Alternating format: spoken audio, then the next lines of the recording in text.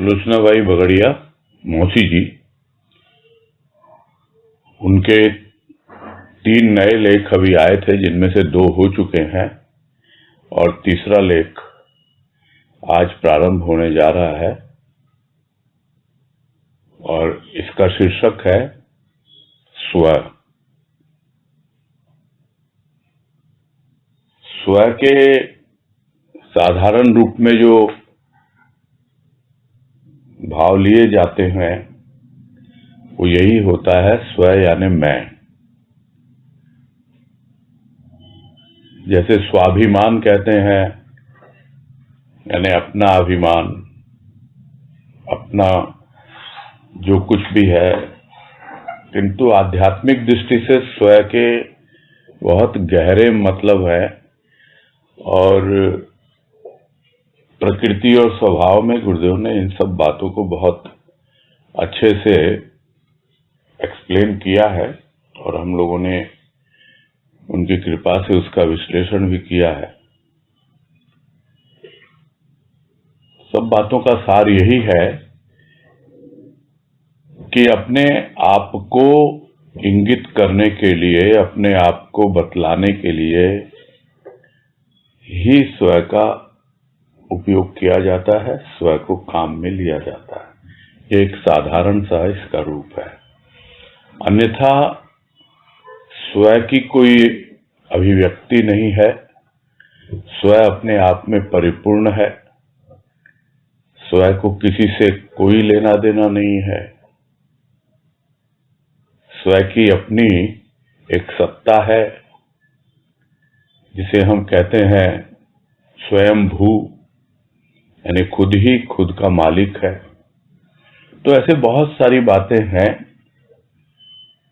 जो स्व के संदर्भ में हमने पढ़ी हैं, सुनी हैं और अब देखते हैं कि मौसी जी इसके बारे में क्या बतला रहे हैं।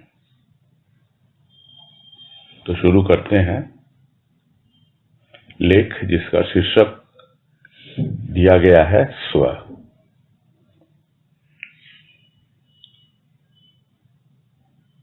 तो एक वाक्य से प्रारंभ किया है कि प्रकृति अनेक रंगों से परिपूर्ण है और परमात्मा अपने एक ही भाव में परिपूर्ण है।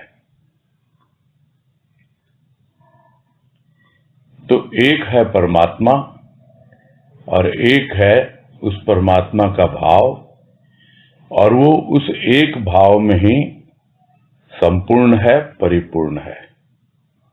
और जब हम चारों ओर देखते हैं प्रकृति को तो इसमें अनेक प्रकार के रंग, अनेक रूप दिखलाई देते हैं और उन रंगों की जो समष्टि है, समष्टि यानी उनका जो एकत्रित रूप है, उन सबको मिलकर ही इस सृष्टि की रचना हुई है। यानी प्रकृति के रंगों का समावेश, अलग अलग रूपों में, अलग अलग रंगों में प्रकृति जो है उसका एक जो नाम बनता है वही सृष्टि कहलाती है, प्रकृति कहलाती है। किंतु सृष्टिकर्ता यानी परमात्मा वो एक रंग में, एक रूप में, यह कहना भी उचित नहीं होता क्योंकि न तो उसका कोई रूप है न उसका कोई रंग है।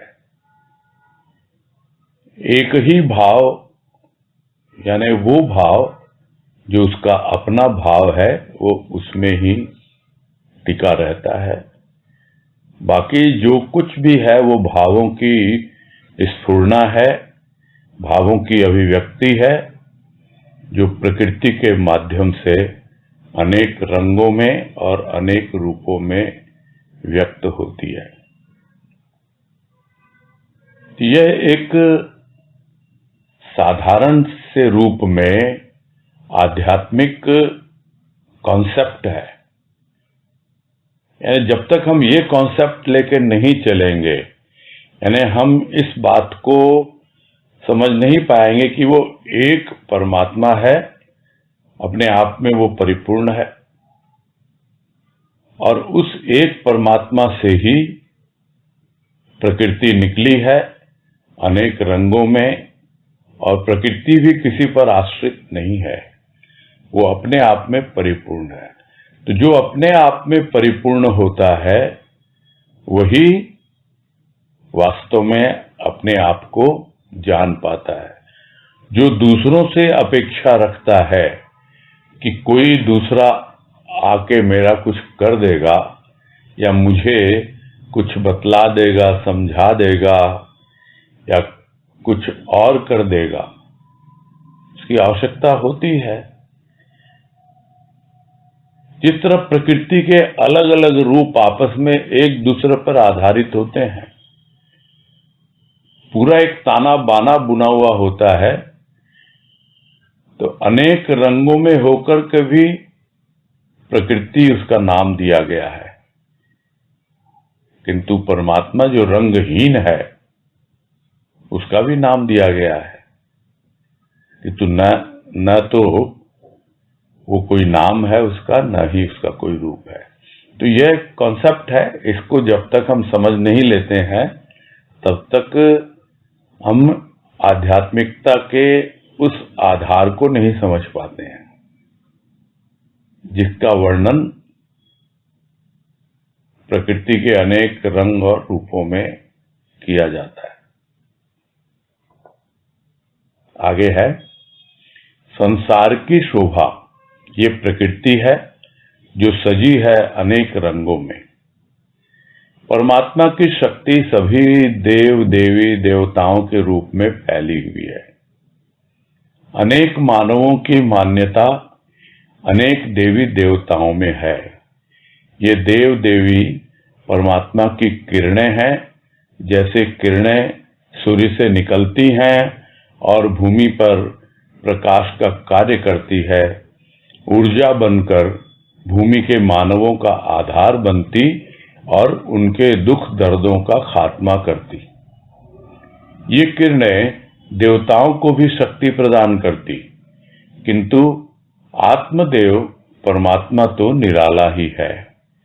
मानव कितना ही देव देवी को मान ले, किंतु परम भाव के बिना हृदय तो सूना ही रहता है। आत्मा तो कुंवारी ही रहती है। जब तक आत्मा का मेल परमात्मा से नहीं होता तब तक चाहे कितनी ही शक्ति प्राप्त कर ले मानव, कितनी ही सिद्धियां, किंतु फिर भी पूर्णता तो नहीं प्राप्त कर पाता।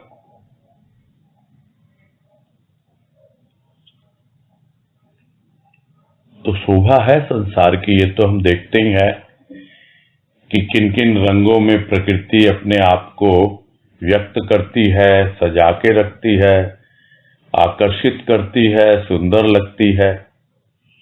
जो पूरा संसार वो प्रकृति के कारण ही इतना सजा संवरा और इतना आकर्षित करने वाला लगता है। यानी जो भी आकर्षण है, जो हमें खींचता है, वो प्रकृति का ही रूप बनकर आता है हमारे सामने। किसी को कोई रंग अच्छा लगता है, किसी को कोई रंग, और उन रंगों का भी एक मिश्रण है। उन मिश्रण से और भी अनेक रंगों की रचना होती है। तो इस तरह अनगिनत प्रकृति के रंग बन के सामने आते हैं और संसार चलता रहता है। इसके पीछे है क्या? इसके पीछे है उस परमात्मा की शक्ति। अब उसको शक्ति क्या होती है, जो पहले भी बात आई, शक्ति होती है अभिव्यक्ति। कई बार ये बात आती है कि जब तक अभिव्यक्ति न हो, यानी व्यक्त न हो, तब तक वो शक्ति छिपी हुई रहती है। और कल परसों भी चर्चा में यही बात आ रही थी कि पोटेंशियल तो सबके भीतर है, पोटेंशियल एनर्जी के रूप में, किंतु जब तक वो काइनेटिक एनर्जी नहीं बनती है, अभिव्यक्त नहीं होती है, तब तक पता नहीं लगता है। तो देखते हैं कौन किसको? साधारण मानव देखते हैं देवी देवताओं को, क्योंकि वो अपनी शक्ति को अभिव्यक्त करते हैं। किसकी शक्ति है वो जो उन्होंने प्राप्त की है? वो परमात्मा की शक्ति है। प्रकृति को समझना इतना आसान नहीं है। तो इसलिए परमात्मा ने किया क्या? सब अलग अलग प्रकृति के जो रूप हैं उनके अलग अलग देवी देवता निर्धारित कर दिए गए हमारी हिंदू मान्यताओं के अनुसार, कि जल का ये देवता है, वर्षा का ये देवता, अग्नि का ये देवता। इस तरह अलग अलग नाम दे दिए गए। जितनी भी शक्ति के रूप हैं जो अभिव्यक्त हो रहे हैं उसके अलग अलग देवी देवता बन गए, और उन देवी देवताओं के भी अलग नाम हैं, अलग रूप हैं, किंतु वो शक्ति तो एक ही है जो उसके पीछे छिपी हुई रहती है। अब तरह तरह के मानव हैं इस संसार में, और उनकी मान्यताएं भी अनुसार जैसा वो संस्कार होता है उसके अनुसार, जहां वो शरीर धारण करते हैं, जन्म लेते हैं, उसी के अनुसार उनकी मान्यताएं भी बन जाती हैं। क्यों? क्योंकि बचपन से उसी तरह के वातावरण में रहते हैं। उनकी जो अपब्रिंगिंग होती है, यानी उनका जो पालन पोषण होता है, वो उन्हीं संस्कारों के आधार पे होता है। तो वैसी ही उनकी मान्यताएं बन जाती हैं। वो जान नहीं पाते हैं कि ये जो देवी देवता हैं ये भी उस परमात्मा का ही अभिव्यक्त रूप है, उसी की किरणें हैं। यानी परमात्मा की शक्ति के द्वारा ही ये देवी देवता संचालित हैं। कोई उनसे परमात्मा की बात करे वो उस पर ज्यादा ध्यान नहीं देते, विश्वास भी नहीं करते। वो क्यों? क्योंकि उनकी मान्यता जो है किसी देव विशेष या देवी विशेष पर ही टिकी रहती है। और इसीलिए बार बार सुनते होंगे आप मेरे मुख से कि बहुत कठिन होता है उन मान्यताओं के बाहर निकलना और सीधे परमात्मा की ओर आगे बढ़ना। अगर समझ में आ जाए ये देव देवी जो है परमात्मा की किरणें हैं, जैसे सूर्य से किरणें निकलती हैं और भूमि पर प्रकाश फैलाती हैं, वैसे ही परमात्मा किरणों के माध्यम से अपना प्रकाश फैलाता है। सूर्य रूपी परमात्मा इन देवी देवताओं के माध्यम से ही साधारण मानव तक अपनी उपस्थिति दर्ज करता है कि मैं हूं, लेकिन होता तो वही है जो उसका ओरिजिन है, यानी जो उसका उद्गम स्थल है उसकी ओर ध्यान न देकर वो तो जिसके माध्यम से हो रहा है वो उसी पर ज्यादा ध्यान देता है, क्योंकि उसको तो अपना काम बनाना है और शक्ति के काम होते हैं, कार्य होते हैं। बस कार्य बन गए, उसको क्या मतलब कहां से देवता को शक्ति मिल रही है, देवी को शक्ति मिल रही है, उसको इन सब चीजों से कोई मतलब होता ही नहीं है। समझ नहीं पाता वो कि ये देव देवी जो भी हैं ये परमात्मा की ही किरणें हैं। वो परमात्मा जो सूर्य रूप में है और भूमि पर जिस प्रकार सूर्य प्रकाश फैलाता है, वैसे ही ये देवी देवता मान्यताएं बनकर मानव का कार्य सिद्ध करती हैं।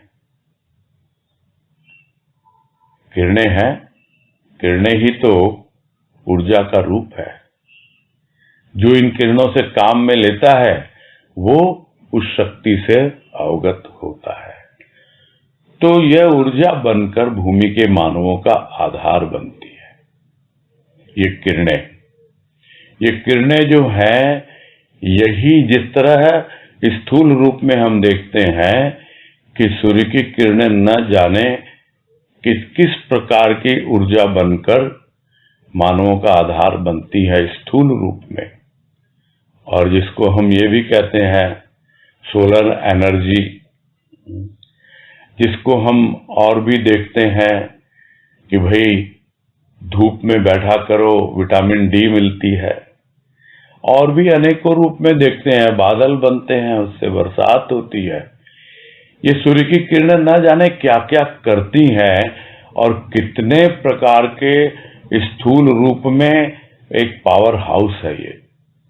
तो यह जो ऊर्जा जो है यही मानवों का आधार बनती है, और जो भी उसके जीवन में दुख दर्द है, परेशानियां हैं, उसको खोजता है, उसको आवश्यकता प्रतीत होती है कि इन दुख दर्दों को दूर किया जाए, तो भागता है सूक्ष्म रूप में कहें या मान्यताओं के आधार पे कहें देवी देवताओं के पास, उन किरणों का आधार लेता है, और स्थूल रूप में अगर कहें तो खोज में लगता है। ये साइंटिस्ट क्या करते हैं, कोई परेशानी है, दुख है, दर्द है, तो उसको दूर करने का, ये दुख दर्द सिर्फ शारीरिक नहीं है, एक बंधन, एक लिमिटेशन, वो कोई भी सीमित रहना नहीं चाहता है। सबकी यात्रा ससीम से असीम की ओर होती है। कल तक जो एक लैंडलाइन फोन से बंधा हुआ था इंसान, आज वो चलते फिरते मोबाइल का यूज कर रहा है, और लैंडलाइन ऑब्सोलीट हो गया है। ये हम सब देख रहे हैं। एक छोटा सा उदाहरण है, कहां से आया, खोज करने से। जरूरत पड़ती है उन दुख दर्दों का खात्मा करने की, इसलिए खोज होती है, और उसको ही कहा गया है अंग्रेजी में कि necessity is a mother of invention, यानी आवश्यकता ही आविष्कार की जननी है। तो दुख दर्दों का यदि हमें खात्मा करना है, हमें अगर उसकी आवश्यकता है, तो हमें खोज करना है, तब कुछ न कुछ हम आविष्कार करेंगे। तो अन्वेषण से ही आविष्कार होते हैं, और तब हम धीरे धीरे उन किरणों में छिपी हुई जो शक्ति है उन सबसे अवगत होते हैं। यानी छोटी सी छोटी चीज जो परमात्मा से हम तक पहुंचती है, ट्रांसमिट होके आती है, किसी भी माध्यम से आती है, तब हम समझ लेते हैं कि देवताओं को भी शक्ति ये परमात्मा की किरणें ही दे रही हैं। तब हम समझ लेते हैं कि हमको भी शक्ति वही किरणें दे रही हैं। तो इस प्रकार हम इन सब बातों को समझकर और आगे बढ़ते हैं, तब पता लगता है कि आत्मदेव परमात्मा तो निराला ही है। यहां आत्मदेव और परमात्मा दोनों को एक ही बताया गया है, वो अद्वैत की दृष्टि से होता है, क्योंकि पहुंचेगा तो पहले अपने आत्मदेव के पास। वो आत्मदेव जो गुरुदेव बन के उसके जीवन में आया है, उसके माध्यम से जिस दिन उस गुरु को अपनी रूह में प्रतिष्ठित पाता है कि वही मेरा आत्मदेव है, न उसका कोई नाम है न कोई उसका रूप है, वो तो बस एक भाव की स्फुरना है। जिस तरह पहली पंक्ति में कहा गया कि वो तो एक ही भाव में परिपूर्ण है, वो परमात्मा, वो मेरा आत्मदेव, वो आत्म भाव में हमेशा विराजित रहता है। तो जब इस दृष्टिकोण से हम देखते हैं, तब जाकर हम देवी देवताओं की जो मान्यताएं हैं उनको समझ पाते हैं, और समझते ही नहीं, उससे ऊपर उठने का प्रयास भी करते हैं। ये आत्मदेव और परमात्मा यानी परमात्म देव, ये तो निराले ही होते हैं। तो कितना ही मानव देवी देवताओं की मान्यता रखे, मान ले उनको, किंतु यह जो परम भाव है, परमात्मा का भाव, आत्मा का भाव, उसके बिना तो हमारा हृदय सुना ही रहेगा।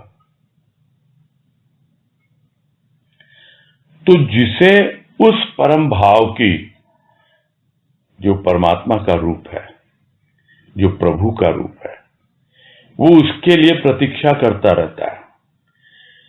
भाव तो आते हैं, अनेकों रूप में आते हैं, और वो उसकी पहचान भी दे जाते हैं। प्रतीक्षा करता है, खोज करता है, सब कुछ करता है। और ये बोलते बोलते भजन की लाइन भी याद आ रही है कि प्रभु बिन सुना हृदय हमारा, बाट तकत बीता जीवन सारा।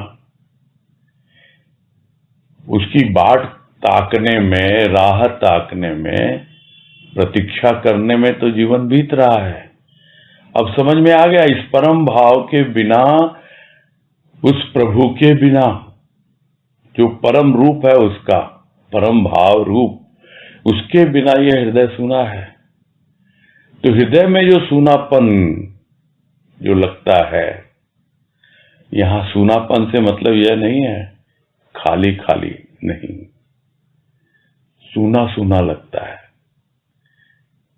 यानी किसी को वहां होना चाहिए और वो वहां नहीं है, उसके बिना सूना है। प्रभु के बिना हृदय सूना है, उस परम भाव का बिना हृदय सूना है। और जब तक वो नहीं आता तब तक तो आत्मा कुंवारी ही है। वो भाव आता है, वो भाव ही आत्मा परमात्मा का मेल करवाता है। नहीं तो आत्मा तो कुंवारी ही रहती है जब तक आत्मा परमात्मा का मेल नहीं हो जाता है। तो इस प्रोसेस में हम देखते हैं चारों ओर कि कितनी ही किसी को शक्ति मिल जाए, और वो शक्ति के अनेकों रूप होते हैं, अनेकों कार्य होते हैं। देखा जाए तो रूप नहीं होता, कार्य ही होते हैं, और कार्यों को ही हम नाम दे देते हैं, रूप बना देते हैं उसका, कि इस देवी ने ये कार्य किया, उसका ये रूप है, उसका ये नाम है। अन्यथा सिर्फ कार्य ही होते हैं शक्ति के, और उन कार्यों से हम अवगत होते हैं, और जगह जगह जहां कहीं आवश्यक होता है उस शक्ति का व्यवहार भी करता है मानव। किंतु कितनी भी शक्ति प्राप्त कर ले, स्थूल की, सूक्ष्म की, और कितनी ही सिद्धियां प्राप्त कर ले, सिद्धियां हैं क्या? सिद्धियां ये है कि हमको जो कुछ असंभव लग रहा था, ये संभव नहीं है, वो संभव हो जाता है।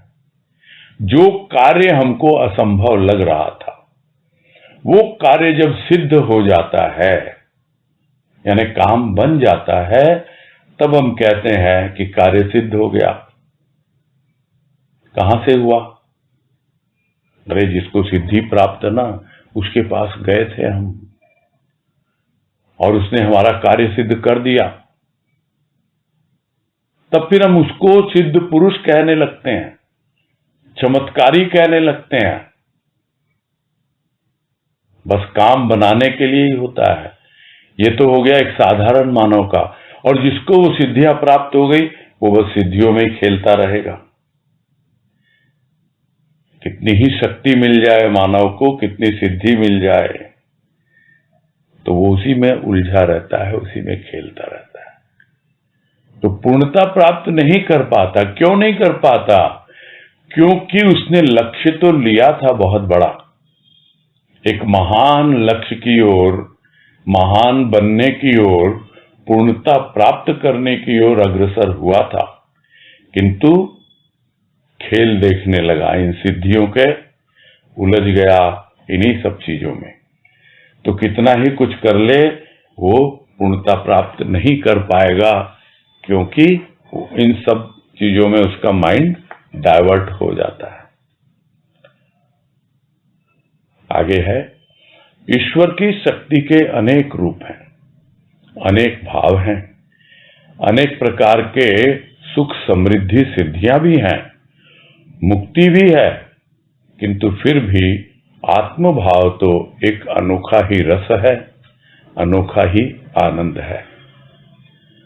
रस का कोई रूप नहीं, बस आनंद है। ऐसे ही आत्मा का भी कोई रूप नहीं, बस केवल प्रकाश है। मानव जीवन का पावर हाउस है। आत्म ज्योति से संपूर्ण जीवन संचालित होता है। प्राण और श्वासों की गति भी इसी पावर हाउस से इसी पावर हाउस से चालित है। जीवन में धड़कन है, आचार विचार है, सब कुछ इसी अर्थात आत्मा पावर हाउस से होता है। मनुष्य अपने विचारों का, अपने साधारण व्यवहार का शमन दमन भी करता है तो इसी पावर की शक्ति से करता है। यह पावर कभी फैल नहीं होता। हाँ, एक जीवन से निकल जाता है तो पुनः परमात्मा में विलीन हो जाता है। यह पावर पुनः शरीर धारण करता है। यह साधारण प्राणियों के जीवन चक्र की बात है। और महान व्यक्तियों के जीवन का पावर कुछ विशेष कार्य लेकर आता है और वह अपनी सत्ता से ही फैलाता है। अपनी सत्ता से ही कुछ मानवों को प्रकाश देता है और वे मानव इस प्रकाश से लाभान्वित भी होते हैं। और इसमें कई तरह की बातें आई हैं जो हमको थोड़ा समझना है कि ईश्वर की शक्ति के अनेक रूप हैं। ये बात तो पहले भी आ गई। अनेक प्रकार के भाव हैं। तो शक्ति के रूप स्थूल में जब वो अभिव्यक्त होता है, अब उसको रूप कहें या कार्य कहें, क्योंकि गुरुदेव ने तो यही कहा है अपनी वाणी में कि शक्ति का कोई रूप नहीं होता, कार्य होते हैं। कैसे जाना? अनुभव से। तो जिसको यह अनुभव मिल जाता है ना, वो जानता है कि शक्ति का रूप नहीं है, कार्य है। जब तक कार्य में परिवर्तित नहीं होता तब तक वो शक्ति से अवगत नहीं होता। यानी भाव रूप में तो है वो भीतर उसके शक्ति। तो अनेक है ईश्वर की शक्ति, या ईश्वर की शक्ति कहें या ईश्वर के अनेक रूप है। शक्ति के रूप में भी हैं, ईश्वर के अनेक भाव हैं, अनेक प्रकार के सुख समृद्धि भी है ईश्वर की, और अनेक प्रकार की सिद्धियां भी हैं। तो ये जितना आप वैरायटी करते जाओ तो है तो उसे एक परमात्मा का ही, उसे एक ईश्वर का ही। जिसको भाव से लेना देना वो भाव पे फोकस करेगा, जिसको सुख समृद्धि पे फोकस करना है वो उससे काम लेगा, जिनको सिद्धियों में रमना है वो उसमें लगेगा। तो ऐसे अनेकों रूप हैं। मुक्ति भी है, वो भी ईश्वर के द्वारा ही प्रदत्त होती है। किंतु आत्मभाव कह रहे हैं एक अनोखा ही रस है, अनोखा ही आनंद है। स्वाभाविक है, नाम ही है आत्मभाव। भाव में ही रस है। तो वो रस, वो भाव जब बढ़ते बढ़ते और आगे आत्मा तक पहुंच जाता है तब वो बिल्कुल अनोखा ही रूप ले लेता है। यानी उसके पहले कभी उसे उस तरह का रस भाव से नहीं मिला था। जो भी रस मिलता है, जो हम कुछ भी आध्यात्मिक श्रवण करते हैं, मनन करते हैं, चिंतन करते हैं, उन सब से जो भी रस मिलता है वो भाव का ही रस होता है। यदि भाव नहीं है तो वो रूखा सूखा रह जाता है। यानी वो बौद्धिक ज्ञान हो सकता है, जिसको हम कहते हैं, फिर उनको बुद्धिजीवी कहा जाता है। वो बुद्धि में जीते हैं किंतु रस नहीं है, रूखा सूखा जीवन है उनका। तो भाव चाहिए। तो जो भी हम सुनते हैं, पढ़ते हैं, कुछ भी मनन चिंतन करते हैं बिना रस के, यानी बिना भाव के, वो नीरस है।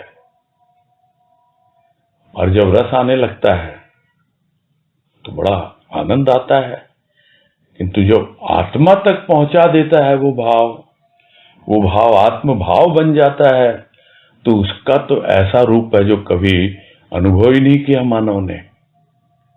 तो इसीलिए उसको अनोखा कहता है। तो मानी बात है, रस का कोई रूप नहीं है, एक संकेत मात्र है। जिस तरह कोई बोले आनंद क्या होता है, तो आनंद का कोई रूप है? एक अनुभूति मात्र होती है। और अनुभूति भी कहना उचित नहीं है। अगर हम उसको कहें वो आत्म भाव है, अगर हम उसको कहें आत्मानंद है, तो कुछ भी कह दें, बात तो एक ही है। तो जिस तरह रस का कोई रूप नहीं है, बस एक अवस्था विशेष बनती है, वैसे ही है आत्मा का तो कोई रूप है नहीं, अरूपी है। आत्मा का कोई रंग भी नहीं है, कुछ भी नहीं है, नाम भी संकेत मात्र है आत्मा। और यदि हम कहें कि केवल प्रकाश है, वो भी समझने के लिए है। इसीलिए उसको कहा जाता है स्वयं प्रकाश, यानी अपने आप में प्रकाशित है। एक होती है ज्योति, वो ज्योति स्वरूप की है। और जब प्रकाश आ जाता है उस ज्योति स्वरूप परमात्मा का आत्मा में, तब उसका स्वयं प्रकाशित रूप प्रकट होता है। तो ये मानव जीवन क्या है? तो बात पावर हाउस की तो कितनी बार हम समझ चुके हैं कि जहां से बिजली पैदा होती है, वो बिजली कहां से पैदा होती है? वो बिजली पैदा होती है आत्मा से। यानी वो पावर हाउस वो है आत्मा में स्टोर्ड एनर्जी है। जब तक वो काइनेटिक एनर्जी में कन्वर्ट नहीं होगी, तब तक आगे बढ़ेगी ही नहीं। और उसको यहां यही समझा रहे हैं कि आत्म ज्योति से संपूर्ण जीवन संचालित होता है। यानी वो जो आत्मा है, वहीं से ही पूरा का पूरा सिस्टम, पूरा जीवन, स्थूल का सूक्ष्म का, यानी स्थूल प्रकृति सूक्ष्म प्रकृति दोनों ही उस आत्मा से संचालित होती है। उसी के अंदर है वो एनर्जी स्टोर्ड। यहां तक कि प्राण और श्वास, इन दोनों को एक साथ इसलिए रखा गया कि स्थूल प्राण, जो स्थूल प्राण है उसका आधार है श्वास। श्वास आती है और जाती है, प्राण टिके हुए हैं स्थूल प्राण। और सूक्ष्म प्राण का आधार है आत्मा।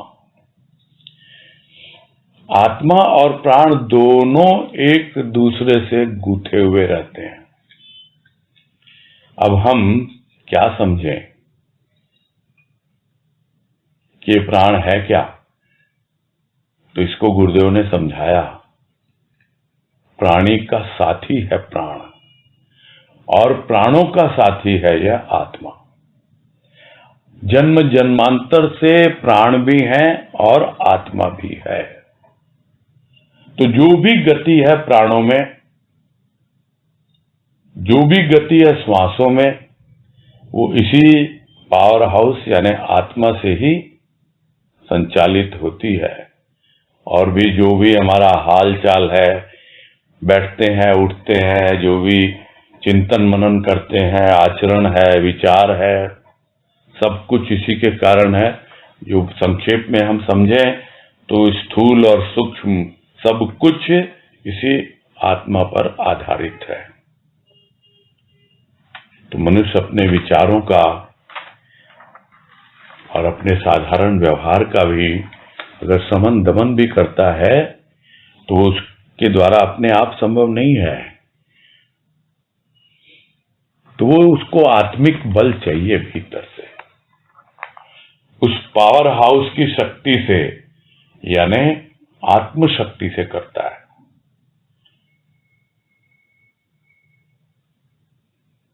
कहा गया है तन बल, मन बल और आत्म बल। तन बल यानी स्थूल का बल, मन बल यानी सूक्ष्म का बल, और आत्म बल यानी जहां आत्मा में वो बल छिपा हुआ, यानी वो शक्ति छिपी हुई है। तो जो कुछ भी स्थूल और सूक्ष्म का कार्य होता है वो इसी आत्मा के द्वारा ही, उसकी शक्ति से ही होता है। और यही कह रहे हैं, ये कभी फेल नहीं होता है। फेल नहीं होता यानी हमेशा पास होता है, सफल होता है, कभी भी निष्फल नहीं होता है। क्यों? क्योंकि ये अपने आप में, इसमें एनर्जी हमेशा बनी रहती है वो। और ठीक है, ये जीवन और मरण का चक्र क्या है? कुछ नहीं है। आत्मा ने शरीर धारण किया, प्राणों के माध्यम से प्राणी कहलाया। शरीर की अवधि सीमित है, प्राणों की अवधि भी काफी सीमित है, काफी हद तक, बशर्ते वो प्राण जो है वो प्राण दाता में कहें या प्राणपति में कहें, उसमें समा जाए। नहीं तो आत्मा उन प्राणों को लेकर और सूक्ष्म का जो भी रूप है, मन बुद्धि चित्त अहंकार का, उसको लेकर फिर शरीर धारण करती है ये आत्मा। तो यह तो साधारण प्राणियों का जीवन चक्र है, यह चलता रहता है। किंतु जो महान व्यक्ति होते हैं, जिनको हम कह सकते हैं संत महापुरुष, वो इस आत्म शक्ति से यानी इस पावर से पहले से ही अवगत हो जाते हैं, बहुत प्रारंभिक अवस्था में ही।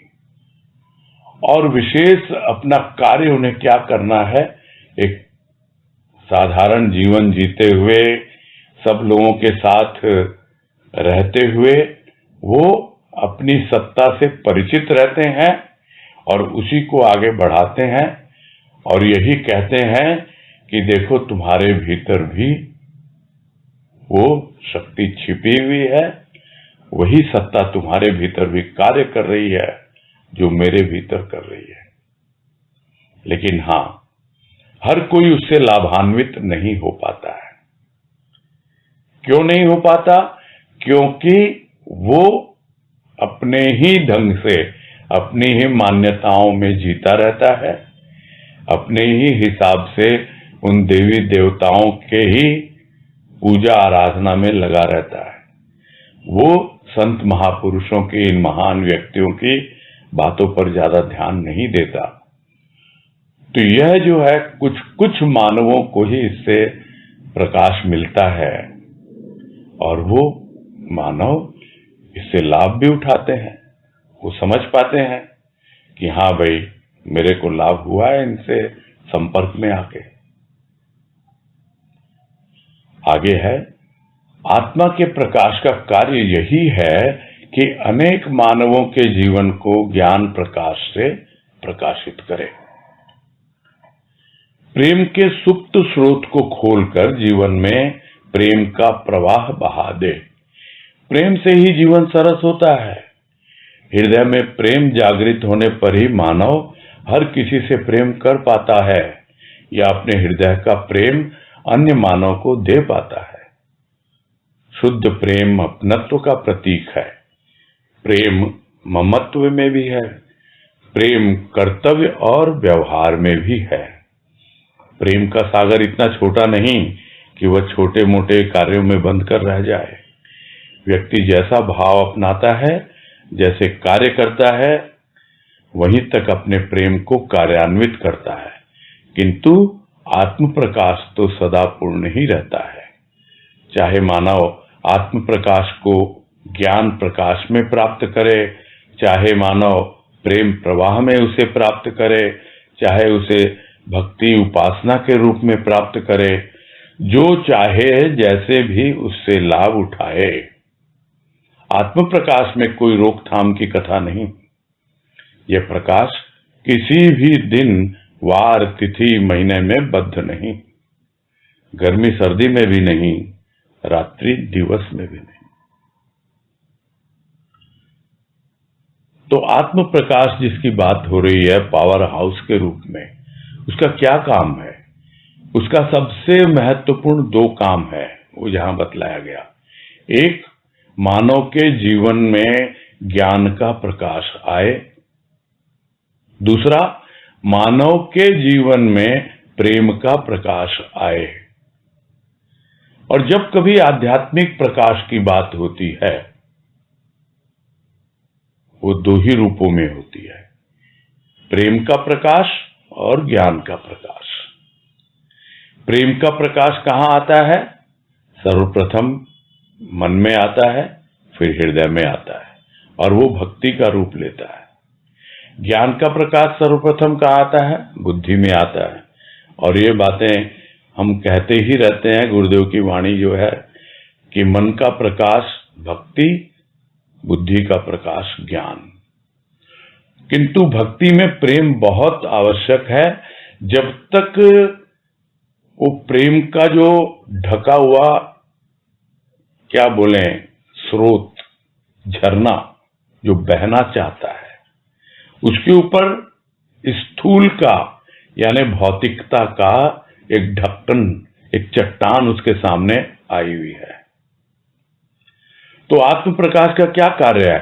उस ढक्कन को हटा दे, जो स्थूल का भाव है उसको दूर कर दे, और जीवन में उस शुद्ध प्रेम का प्रवाह आ जाए, और तब उसका जीवन सरस होने लगता है। अपने जीवन में प्रेम की अनुभूति करता है। उसके हृदय में प्रेम की एक ऐसी अनुभूति होती जो पहले नहीं हुई। वो स्वयं से भी प्रेम करता है और दूसरों से भी प्रेम कर पाता है। और यह जो शुद्ध प्रेम होता है, वही अपनापन आगे बढ़ाता है। नहीं तो उसमें थोड़ी सी भी विकृति हो, थोड़ा सा भी स्वार्थ हो, तो उसमें अपनापन प्रतीत नहीं होता है, व्यवहार ज्यादा आ जाता है। तो यदि हम कहें कि ममता है, उसमें भी प्रेम है, आंशिक प्रेम। जो कर्तव्य और व्यवहार हम निभाते हैं, प्रेम के वशीभूत होकर ही करते हैं। किंतु वास्तव में जो शुद्ध प्रेम है, वो छोटे मोटे कार्यों में बंध के नहीं रहता है। वो तो असीम का प्रेम है। जब उसका सुप्त स्रोत खुल जाता है, तब वो बहने लगता है जीवन में पूरी तरह से, उसमें बंध नहीं पाता। तो जो जैसा भाव अपनाता है, जिस ढंग से अपने जीवन को व्यतीत करता है, उसी रूप में उस प्रेम को, उस ज्ञान को अनुभव करता है। किंतु वो जो आत्म प्रकाश है, हम जिस रूप में भी उसको काम में लेना चाहें, तो यह सब अवस्था बाद की बनती है कि हम किस रूप में काम में लेना चाहते हैं। उस आत्म भाव को जो रस के रूप में है, या उस आत्म प्रकाश को कि ज्ञान में चाहिए, हमको प्रेम में चाहिए, भक्ति में चाहिए, जिस रूप में भी चाहिए, वो है तो उसी पावर हाउस, वहीं से चली हुई वो ऊर्जा है, वही शक्ति कार्य करती है। और इसमें कहीं कोई बाधा नहीं है, कहीं कोई रोकथाम नहीं, यानी कोई ऑब्स्ट्रक्शन नहीं है इसमें। कहीं कोई रोक नहीं पाता। पहले बताया, बंध नहीं सकता, कोई बांध नहीं सकता, कोई रोक नहीं सकता। और यह समय में कोई नहीं बांध सकता है कि सुबह है या शाम है, दिन है या रात है, कौन सा वार है, आज सोमवार है या बुधवार है, किसी तिथि में, महीने में, यहां तक कि किसी स्थान विशेष में। और इसको बड़े सही रूप में सीधे सीधे भाषा में जो हमारे पुराने ऋषि मुनियों ने बताया है वो क्या है? वो यही है कि यह जो प्रकाश है या यह जो एक रूप है ज्योति का, शक्ति का, कुछ भी नाम दें इसको हम, ये बिल्कुल स्वतंत्र है। यानी देश, काल और पात्र, इन तीनों में बंधता नहीं है। देश यानी स्थान विशेष में ही होगा ऐसा नहीं है, काल में यानी समय विशेष में ही होगा ऐसा नहीं है, पात्र यानी किसी विशेष व्यक्ति को ही मिलेगा ऐसा नहीं है। तो यह जो आत्म प्रकाश है यह देश, काल और पात्र इन तीनों से बंधा हुआ नहीं है, उससे परे ही है। और अब स्वाभाविक है, सर्दी, गर्मी, दिन, रात, इन सब से ऊपर उठा हुआ है। आगे है, यह तो स्वयं का स्वरूप है और स्वयं का स्वरूप होने के कारण यह स्वच्छंद है। इस प्रकाश की कोई सीमा नहीं। स्वयं का छंद क्या है? स्वयं का छंद है तू सच्चित आनंद है, तेरे कोई रोग नहीं, शोक नहीं, तू ही ओम है, तू निराकार निर्लेप है, तू सत्य है, तू ही ब्रह्म है, तू नाशी नहीं अविनाशी है, तू रूप बदलने वाला नहीं अरूपी है, तू ही साकार है, तू ही निराकार है, तेरा प्रेम ही रस का भरा आनंद है, तेरा भावों में, अनेक भावों में तू पूर्ण है, बस यही स्वयं का छंद है। फिर भी तू अपनी शक्ति से, अपने प्रकाश से सभी को गतिमान बनाए रखता है। अब यहां पर जो कह रहे हैं कि यह क्या है, फिर यह है स्वयं का स्वरूप। स्वयं का स्वरूप और स्वयं का स्वरूप होने के कारण स्वच्छंद है। तो यहां जो स्वयं की जो थ्योरी है, यहां समझ में यही आ रहा है कि इसको स्वयं को और आत्मा को एक ही मान लिया गया है कि यह तुम्हारा आत्म स्वरूप है, यह तुम्हारा आत्म भाव है, तुम्हारा अपना आपा है। तो इस ढंग से, क्योंकि प्रकाश की बात हो रही है और आत्म प्रकाश की बात हो रही है, अन्यथा स्वयं का स्वरूप, गुरुदेव ने तो स्वयं को बहुत कुछ बताया है, हो सकता है आगे कुछ बोले मौसी जी इसके बारे में, कुछ लिखा हो उन्होंने। यहां जो भाव समझ में आ रहा है कि यहां स्वयं से मतलब है आत्मा। तो यह तुम्हारा आत्म स्वरूप होने के कारण स्वच्छंद है। स्वच्छंद, स्वच्छंद क्या होता है?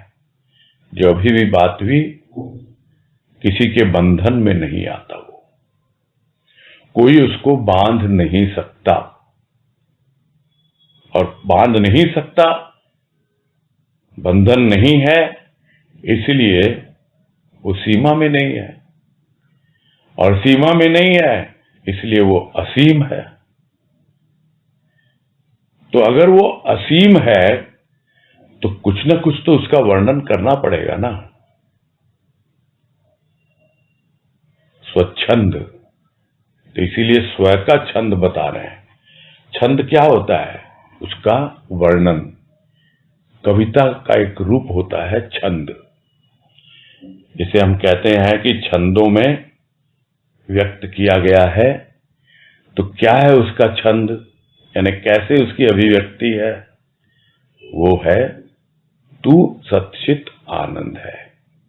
यानी वो प्रकाश हमको दिखला देता है कि तू ही है जो है,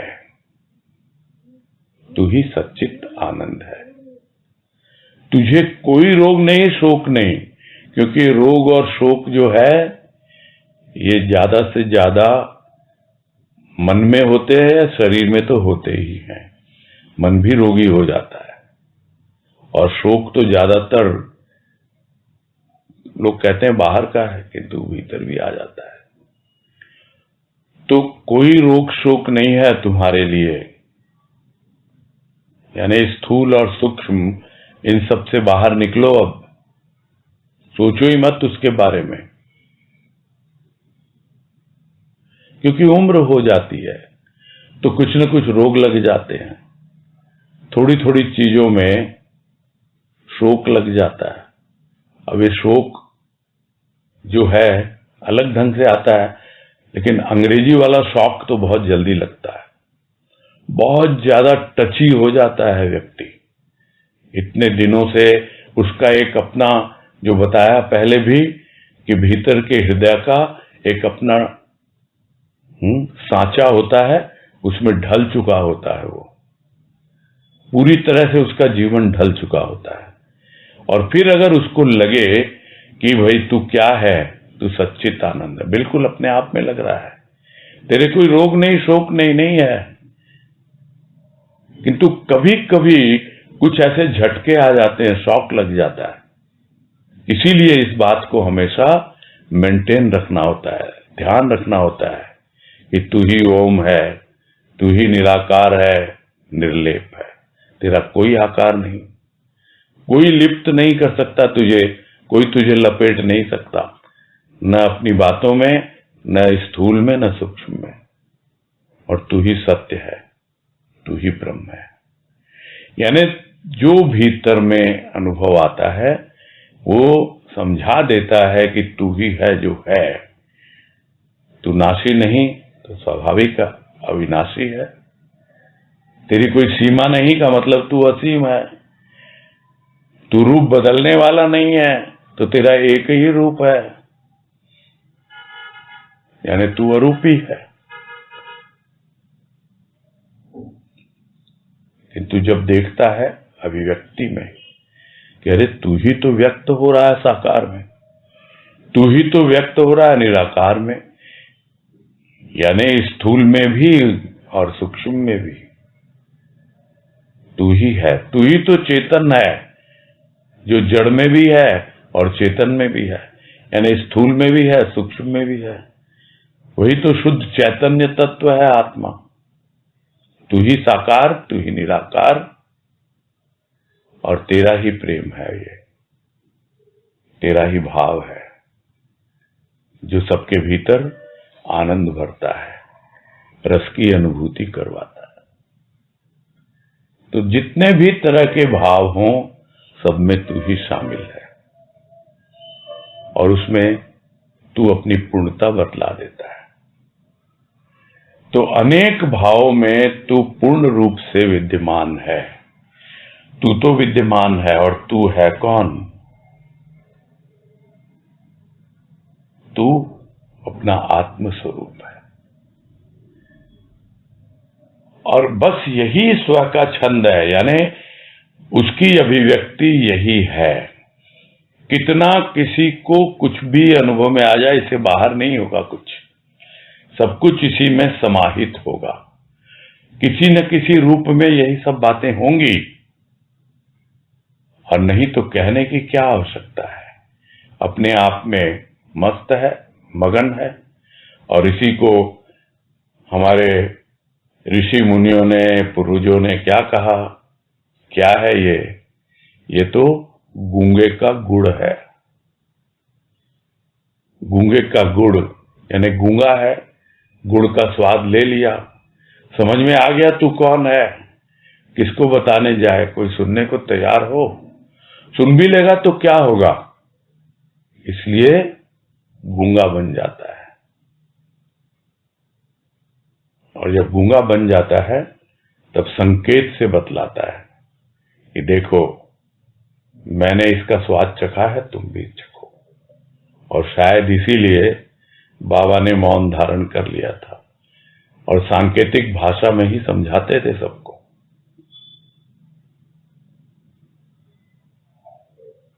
यही है, यही स्व का छंद है।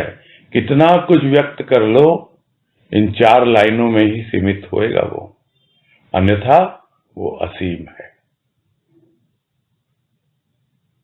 फिर भी तू अपनी शक्ति से, अपने प्रकाश से सभी को गतिमान बनाए रखता है। यानी पूरा अद्वैत का यही ज्ञान है कि वो एक ही है, उस एक ही की शक्ति है, उस एक ही का प्रकाश है, और जो कुछ भी जीवन में गतिशील है, और गतिशील क्या है?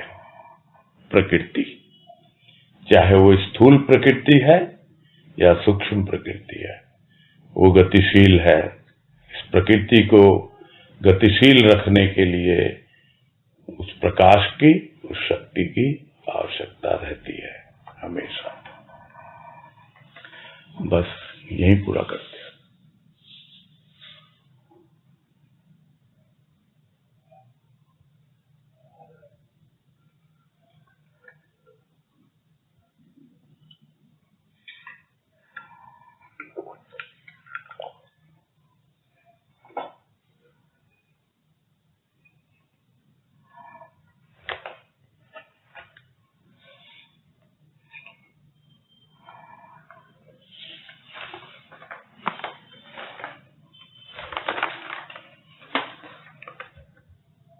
मलकापुर।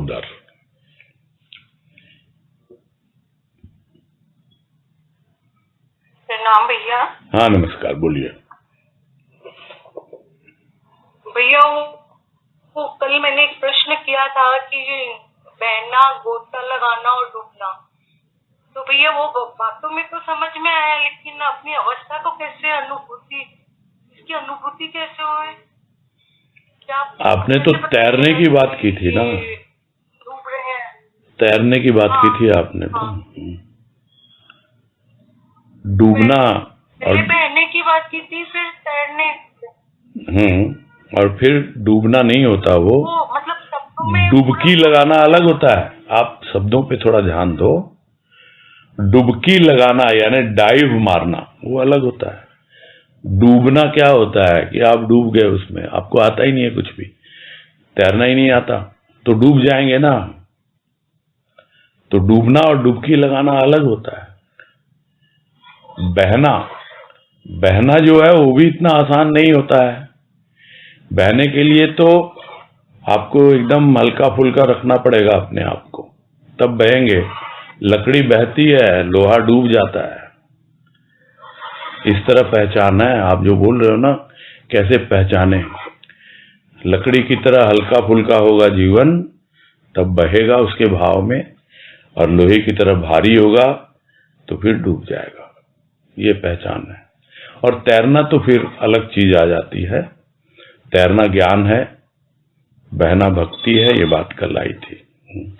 तो अपने आप को हल्का फुल्का रखें, और हल्के फुल्के रहेंगे तो अपने आप समझ में आएगा कि हम उसके भाव के प्रवाह में बह रहे हैं।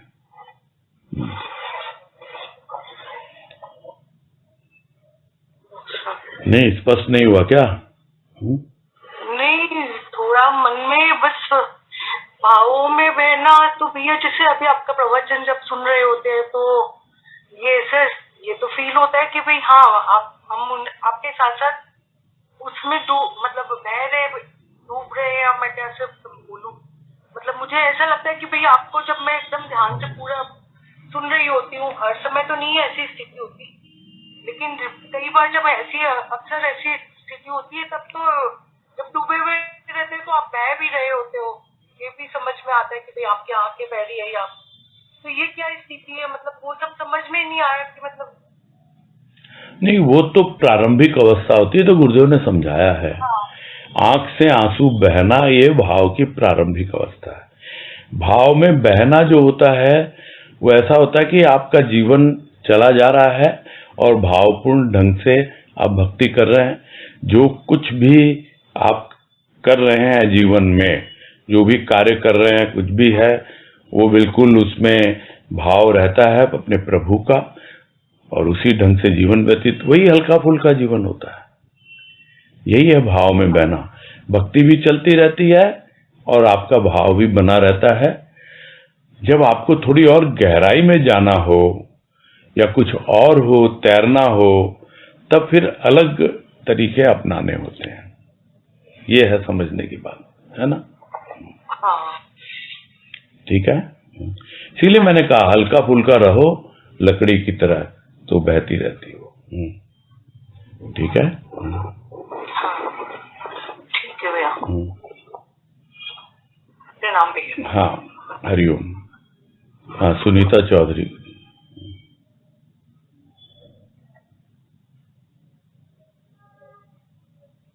प्रणाम भैया। हाँ नमस्कार, बोलिए। हाँ भैया, जैसे अभी आप बताए ना आत्मबोध जिसको हो जाता है तो उनकी अलग ही अवस्था हो जाती है, तो फिर उनके जीवन में कोई भी परिस्थिति आए उनको कुछ फर्क नहीं पड़ता है। हाँ तो क्या समझना आपको? नहीं मतलब वही लग रहा था भैया कि नहीं, वो प्रभावित नहीं होते ना, वो स्थूल और सूक्ष्म से ज्यादा प्रभावित नहीं होते। तो वो मैंने कहा भी ना, एक बार तो झटका लगता है, शॉक लगता है थोड़ा सा, लेकिन उसको एब्जॉर्ब कर लेते हैं, चलता है आराम से। अच्छा, मतलब जैसे साधारणतः हम लोग तो ऐसे विचलित हो जाते हैं परिस्थितियां। हाँ ठीक है, हाँ स्वाभाविक, उससे हमको प्रेरणा मिलती है ना। हाँ ठीक है, ठीक है भैया। हाँ प्रणाम। हाँ हरिओम हरिओम। भाई अब समय तो हो गया है, शकुंतला भाई फिर कल बात करेंगे आपसे, है ना, पहले ही हैंड रेस कर लेना, पूरा करते हैं आज।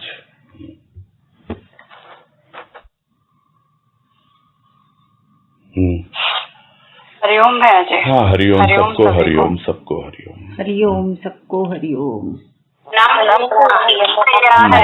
सबको, हरिओम भैया, सबको हरिओम, हरिओम। हरिओम।